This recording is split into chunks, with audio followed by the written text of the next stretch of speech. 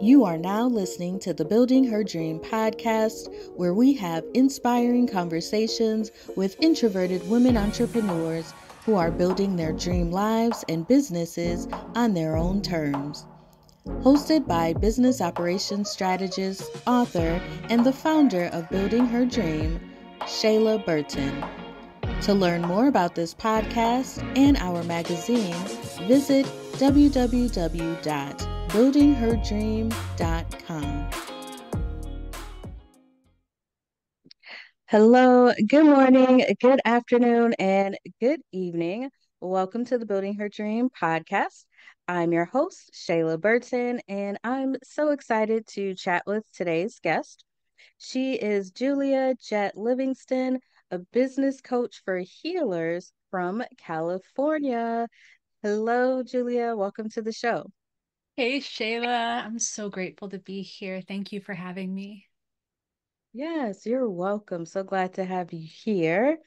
I always like to start off with the same question that kind of help us dream a little bit. If you could wake up tomorrow and have your perfect dream life, what would that look like for you? I have so many big dreams and a lot of them change often, but I know for sure that I would want comfort, security, and lots of freedom. Okay. So what would like freedom, what would that look like for you? Well, play is really high on my values. I Me love too. surfing. I love horses. I love hanging out in the sunshine and reading a book. Mhm. Um, I like to go on hikes with my dog. Um, Yeah. I think that I would like traveling if I could ever. I think I have travel anxiety, but Mm. I see pictures of other places and I think that looks really cool. So Yeah. I think I might like to do that too. Yeah, give it a try. And if you don't like it, then you don't have to do it again, but at least try it. Yeah, and I mean I traveled a lot when I was younger, Okay. um, but mostly just around the country, and I was hopping trains at the time. So it was a very different travel experience than, Yeah. a trip to Europe. Right, right. Okay. Well, that sounds cool.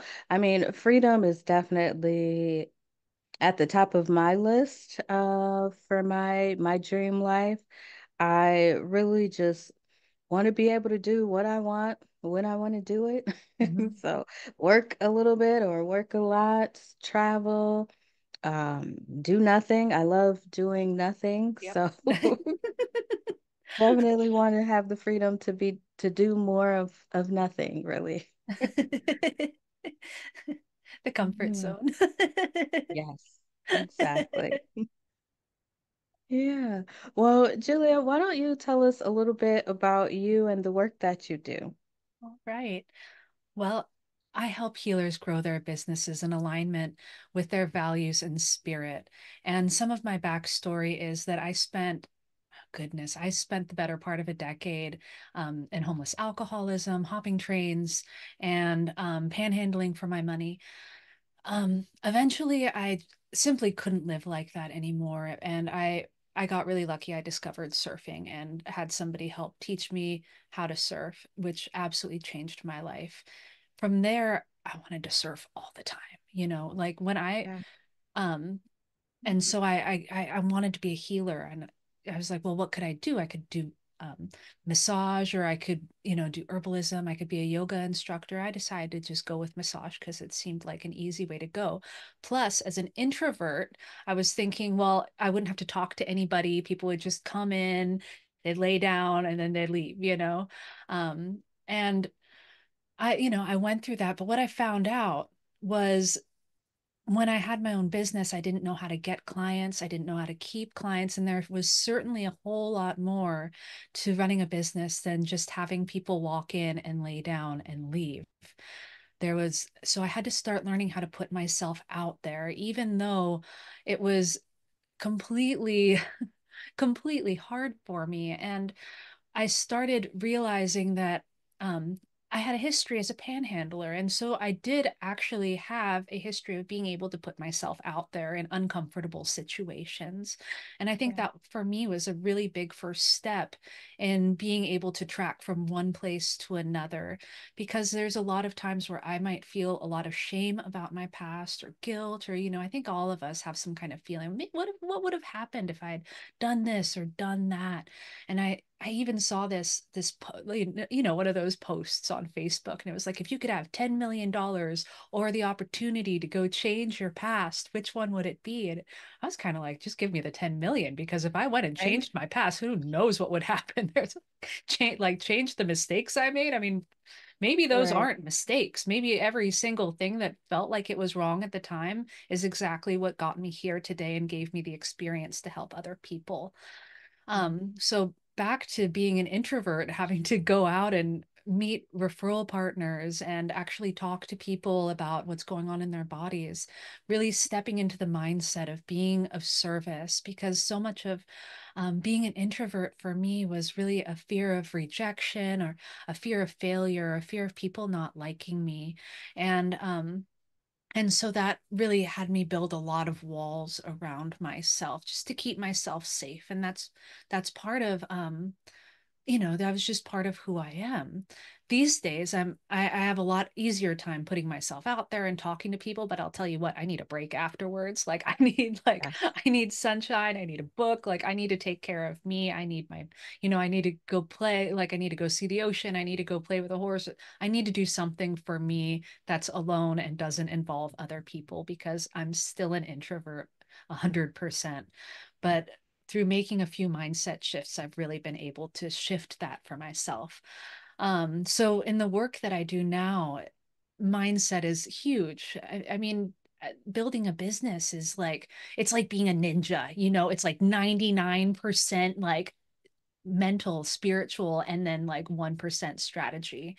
And I mean, honestly, we can Google and YouTube the strategies all day. They're all available to us, but it's really the mindset that it helps to have some guidance. And I know it certainly helped me get from, brand new in a town to, six figures, working 3 days a week, in a year and a half, in a private massage practice. So now I'm all about helping healers get those same results in their businesses, so we can, cut out all the mistake making and really shorten the journey through mindset, getting really confident pricing, and understanding who our clients are and how to keep them around, how to have excellent relationships with not only our clients, but having an incredible referral network, and using that to build a community in our county or in our towns.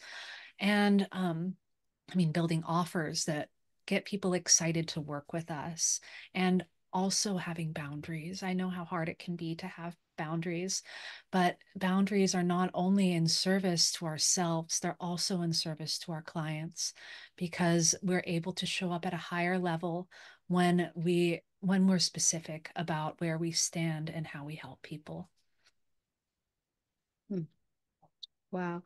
So sounds like you have a really interesting story and interesting backstory that I want to know so much more about, but I'm like, we only have a short period of time here.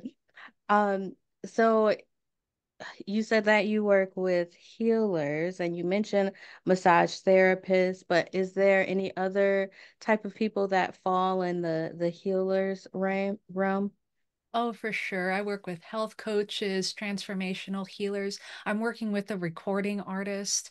Mm. Like people, it's like a holistic thing. I see music as healing. I work with a real estate broker, because what is more healing than the comfort and security of owning your own home?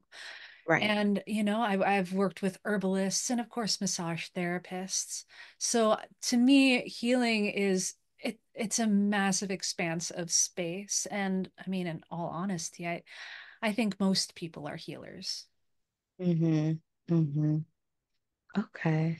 Very cool. And so it sounds like you are helping them to uh grow their business just like you were able to do, but it sounds like you had to figure out things kind of on your own. And so now you're working with other healers to kind of give them like a faster route to success.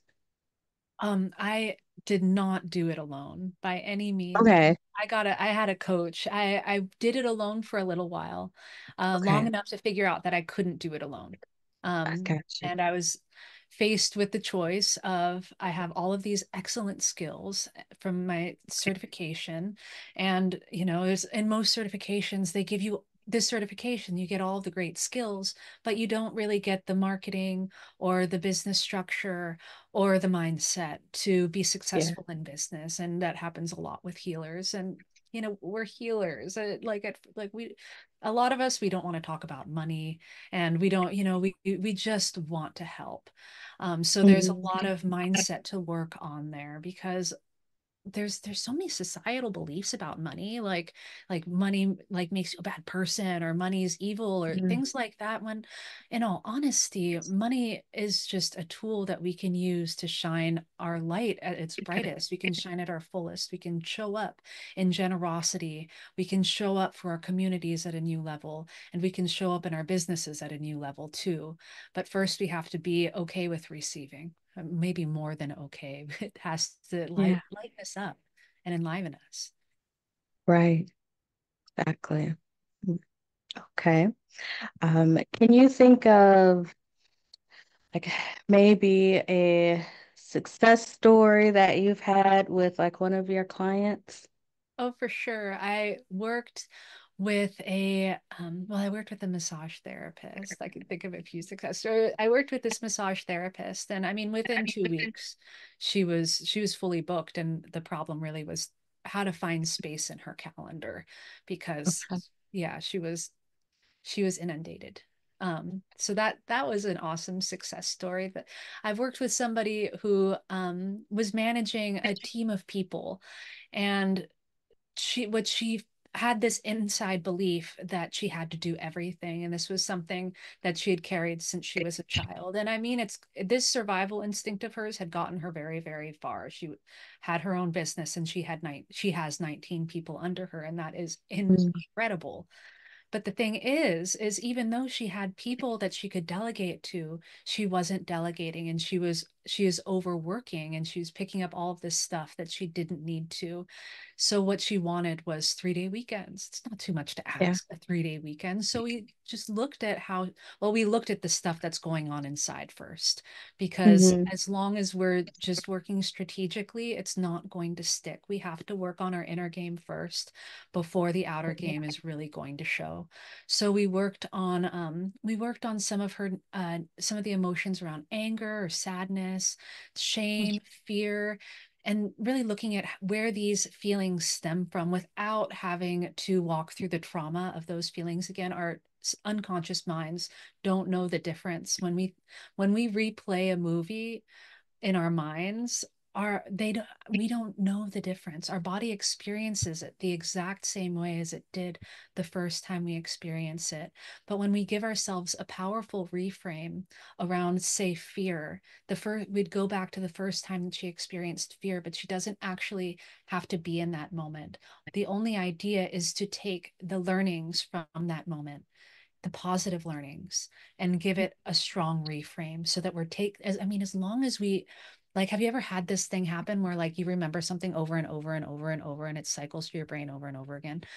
Yep. So as long like that's going on because we haven't learned what we need to learn from that situation yet. So once we get the positive learning, that's when we get to move forward. So we went through some of these emotions that everyone experiences until we get the positive learnings from them. And then we moved forward, seeing who she could delegate to, so that she could run her business in a way that, that she created her business for. I'm pretty sure most, if not all, entrepreneurs, we create our businesses for freedom. We want freedom. We want to be able to choose when we work. We want to be able to choose who we work with. We want to be able to choose how much we charge. And if we're not able to do that, then we're probably going to feel a little bit out of alignment. We might not be happy with our business, and we might be a little bit unhappy with the boss. We might get a little bit Exactly. of resentment with our boss. And if you're the boss, then I mean, that's pretty hard to run away from the resentment. Right. Right. So yeah, Yeah. we were able to get her 3-day weekends, and now she's enjoying life a whole lot more. That's really awesome. Yeah, so as I'm listening to you, I'm like, she's saying a lot of things that I say when I work with my clients. So we do some similar work. And what I've noticed, like you mentioned, it definitely is like a mindset issue that a lot of business owners have when they have these teams full of people that can support them, but yet they're still so overworked because they're not delegating. And I find that for some of them, there's a lot of like trust issues as well. Like I guess they just don't believe that um, anyone else will do the work as well as they do it, which is a wild thing. I'm like, there's so many talented people out there that can help you. They might just do things slightly different than the way that you do it, but that's okay. They're not necessarily doing something wrong. Mm. Um, but yeah, it's always interesting. Like you hired all these people, you're paying them, so let them help you. Mm-hmm. Exactly. Exactly. Hmm. Interesting. So, you mentioned being an introvert. Do you remember like when you first even like heard the term or discovered that you were an introvert? Don't remember the first time I heard that term or discovered it. Um, Mm. yeah, Was it maybe after became an adult, probably? it was certainly after I became an adult. I was an only child though, and I spent a lot Okay. of my time alone. Mm, okay. Okay. That makes sense. Yeah, I didn't now you said you spent a lot of your time alone, but can you think of like, did you, when you were younger, think that you were different from like maybe the other kids that you went to school with, or did you not notice anything? Um,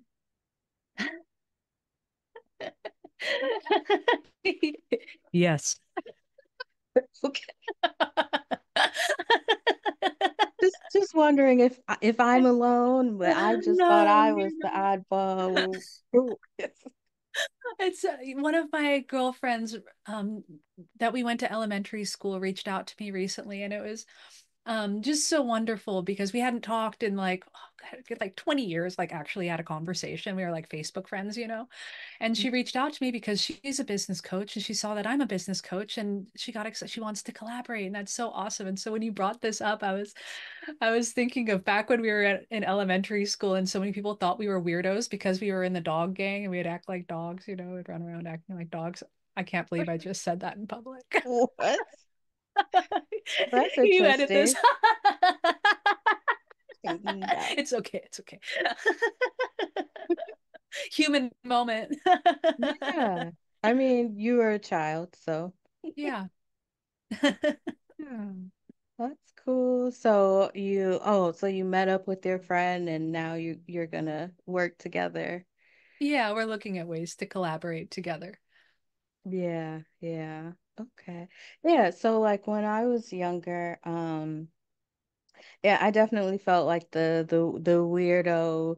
And I don't recall doing anything weird. I was just like quiet. And so that was abnormal for like my family. And then of course for school age children are usually loud and a bit rowdy, but I was quiet and I just kept to myself. And so people had comments about that. But and so that's when I realized or thought that I was just a bit different Mm. from other people, but I didn't hear of the term introvert and really know what that meant was probably until I was like college aged or something. And then I'm like, oh, okay, so I'm not weird. There's many other people just like me. Yeah. Yeah, like when I was a kid, I was one way, but then as I got older, I started feeling a lot different than the people around me, and I started kind of like shutting off, you know. Um, and so by the time, by like seventh or eighth grade, um, I was feeling, like just kind of like, sixth, seventh grade, I was like, Yeah. like really like, um, yeah, I don't really know how to describe it, but yeah, I certainly didn't feel part of, and um I wasn't very comfortable around my classmates or anyone really for that matter. Yeah. Yeah. And probably growing up like without any siblings, that, probably didn't help because you were alone all the time. And I'm sure you enjoyed it, or I'm assuming you may have enjoyed the alone time. I know I did, even though I had siblings. I prefer to be by myself. But yeah. I think sometimes I liked it and sometimes I was just lonely. Mm, I could see that too. Yeah. Yeah. My dad worked at my dad was a stay-at-home dad too, but it's not like he was hanging out with me all the time. I had to just Right. um, you know, find something to do. I had a parakeet, like Oh, it was nice. like I had a parakeet and I don't really know how I spent my time. I guess I'd draw, I had some toys, I had a parakeet, Hmm. you know. Yeah. Um Man. yeah. Hmm. Do you find that being an introvert affects your business? So whether it's positively or negatively? I know that it certainly did at first because when I first heard that I would actually have to go out and meet people, it felt like doom. It felt like Yeah. straight up doom. And I had a lot of resistance towards it. In fact, I think in my first practice, I don't think I actually took that advice. I did I offered a discount, but I didn't really meet anybody. No, that's not true. I met like one or two people, but I didn't put a whole lot Okay. of effort into it. But when I moved to a new town and I didn't know anybody, I had to just shelve that. I had to shelve Mm, it and really focus on what I wanted. And if I wanted to have the six-figure business, if I wanted to have the freedom, if I wanted, if I wanted to have the nice office, then I would also have to go out there and meet the community. And so I yeah. found ways to get excited about that. I got really excited about getting to meet business owners, even though I'm brand new in town. I had an excuse to go out and meet the Yeah. owners of businesses. Like when I gave myself that reframe, it started feeling like a very special experience and Mm. really powered me to go out there and make a lot of connections really fast. Hmm. So what did you do to make these connections? Well, it would usually start with an email. And if they didn't Okay. respond to my email, then I'd probably show up at their door. So, Oh. yeah. So I would wander from wander. I'd have my Google Maps and well, I mean in the morning or the day before or something, I'd make a list of places and I would go meet the owners and Hmm. look for ways to become a referral partner. I get more into that in my program, of course, but Yeah. we'd look for ways that we could help each other's businesses. Hmm. That's pretty brave of you because I would, I may send the email, but if they don't respond, well, then they must not be interested. I don't think I would actually go to their location. I They think might I'd be not a have seen little. the email. That is true. That is true. That is very true. So yeah, that's very brave of you, but also smart to do it. I think I would just have too much anxiety. Um, because I struggle with like in-person networking anyway. Hmm. Um, and so yeah, that would be would be tough. Like I can do one-on-one, so like I might schedule a coffee chat with someone in person, and those are fun. Mhm. Because we have great conversations. But like if you say, Shayla, go to this networking event and meet people there, no. I mean, I'll show up, but I probably won't really talk to anyone unless they come directly to me. I think one of the things that helped me most at networking events is realizing that everyone is there to network. And Yeah, everyone is there just to make connections and meet one another. And so even, and you know what else is, a lot of them are scared of networking too. and that's true. and nobody really likes being the person in the room that no one's talking to. And so I could do somebody a huge favor by going up and introducing myself and asking about, maybe, and asking, or acting more like it's a dinner party, rather than a business endeavor, like, so Mm, where are you from? Like, what do you like doing? Um, yeah. just fun questions. Like, what did you do today? Like, did you have anything interesting happen this week? Like, what Hmm. was the best part of your week? Questions like that, instead of just like, so what do you do? Do you come here often? Yeah. Yeah, that's a good point. Because I think I would love if people just asked me random questions instead of straight to what do you do? Because then I start stumbling, even though I know what it is I do. Trying to get it out sometimes is a struggle. So if someone just came and asked me, something different out of the norm, that might make me feel a little bit more comfortable. So maybe, I don't know, maybe I'll try that. I feel like I need to try to attend events again and see if I can come up with some strategies that will work for me.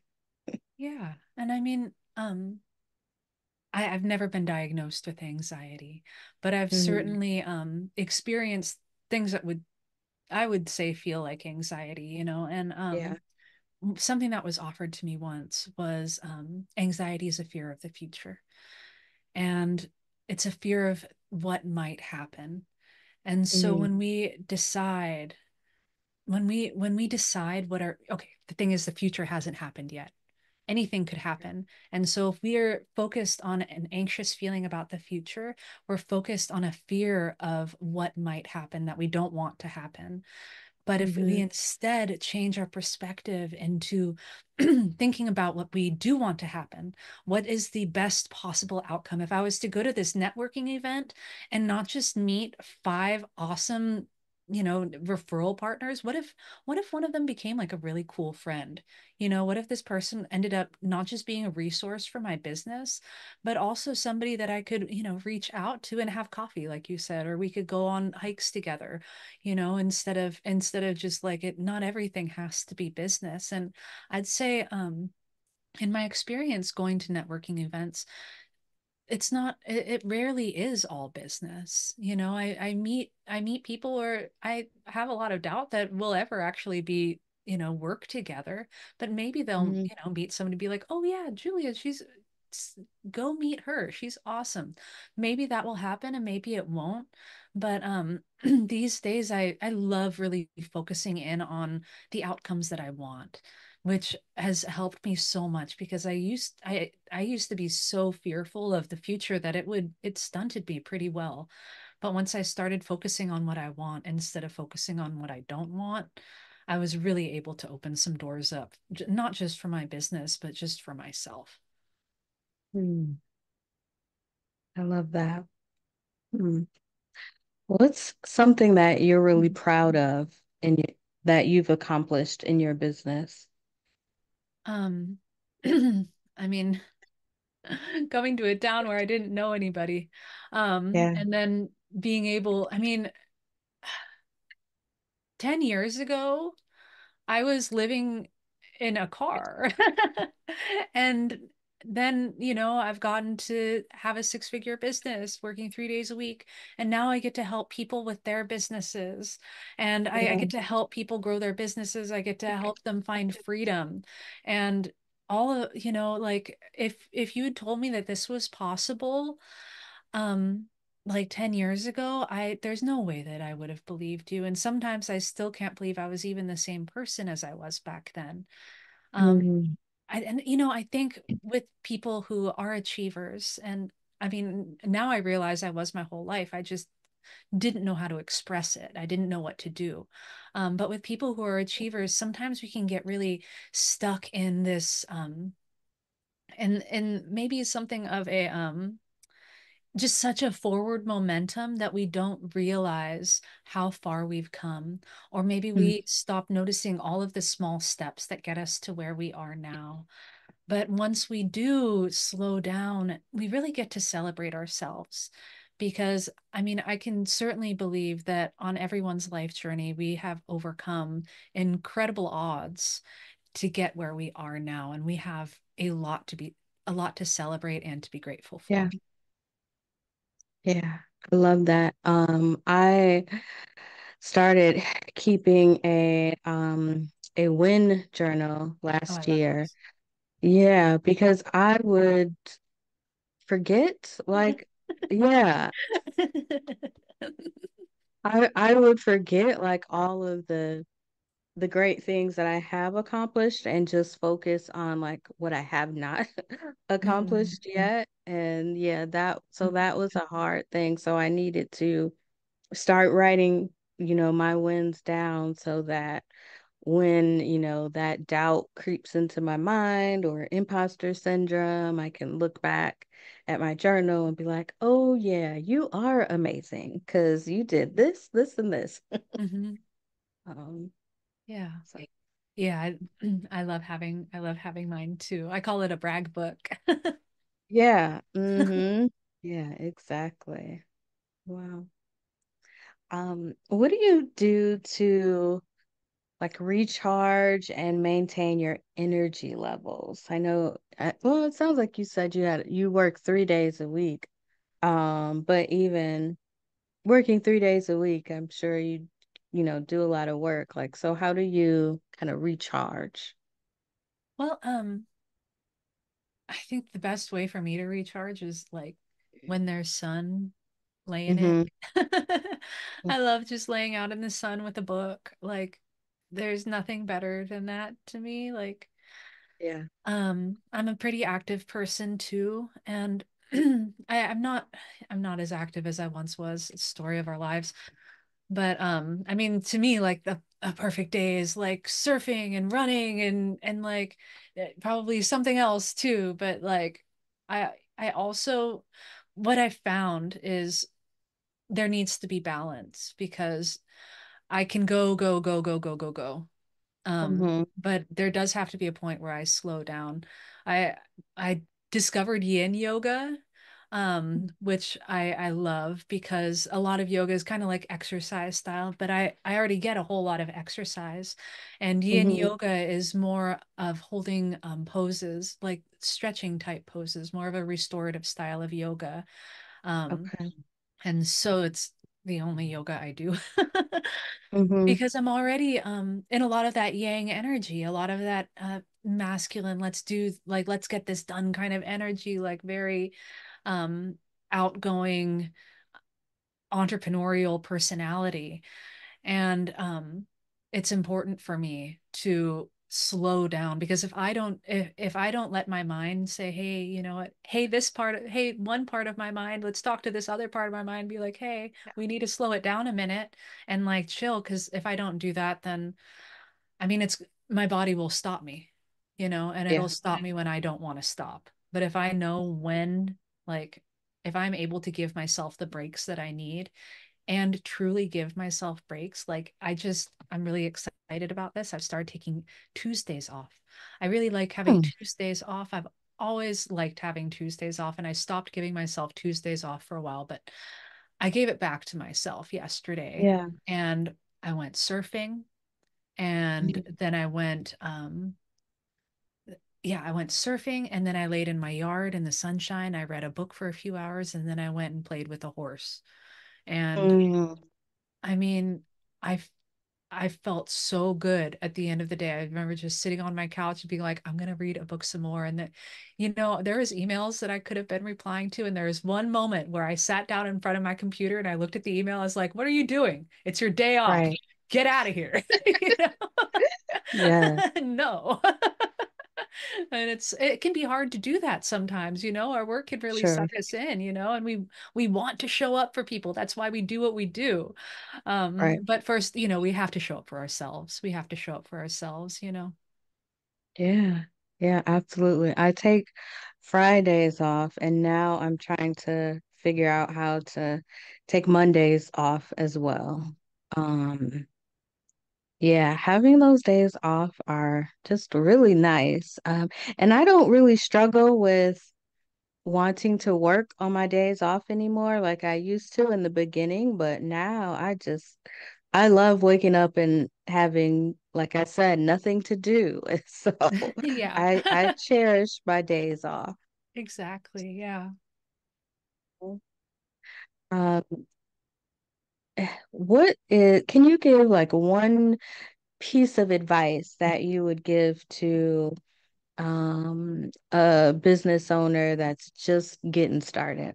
Like maybe Mm. think of something that you wish someone would have told you.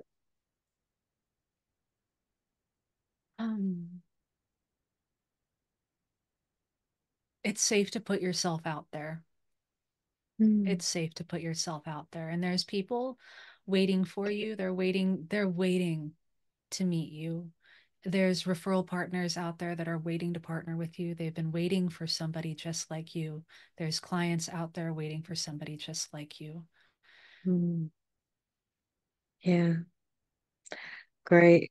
That's a great piece of advice. Yeah, I think putting ourselves out there is like a struggle for many introverts, especially I know for me for sure, because I'm a background person. Like I love helping people be successful and working in the background, but like putting myself out there and being more visible has definitely been a challenge for me, which is why I started this platform for other introverted women. This was kind of like my solution to my problem, but can also help other women as well. So yeah, Thanks. absolutely. Well, Julia, it has been so great chatting with you. Before we go, I wanted to give you the opportunity if you want to share anything else. Before we go, you can do that. Or you can just let us know where we can find you and learn more about you and the work that you do. Thank you so much. Um, Honestly, we've spoken about so much. I can hardly think of anything else to add to that. I'm It's just so okay. grateful to have the opportunity to be here. And if anybody's looking for me, I'm at EXO Julia Jet. That's Jet with one T on Instagram and Facebook.